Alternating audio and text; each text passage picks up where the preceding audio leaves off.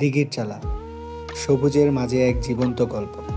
তুলদারা আর হামিদপুরের মাঝখানে কাকরাজান ইউনিয়নের এক শান্ত ও স্নিগ্ধ গ্রাম দিঘির চালা।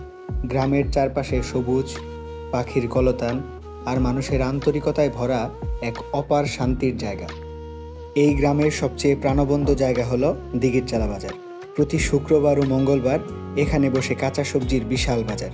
কাকরাজান ইউনিয়নের মধ্যে এটিই সবচেয়ে বড় কাঁচা সবজির বাজার, যেখানে ভোর থেকেই লেগে থাকে মানুষের ভিড়। দূর দূরান্তের ক্রেতা বিক্রেতারা এখানে আসে টাটকা শাকসবজি কেনাবেচা করতে। বাজারের গন্ধে মিশে থাকে মাটির ঘ্রাণ, মানুষের হাসি আর জীবনের স্পন্দন। এখানে শুধু পণ্য কেনাবেচা হয় না, হয় গল্প, হয় হৃদয়ের আদান প্রদান।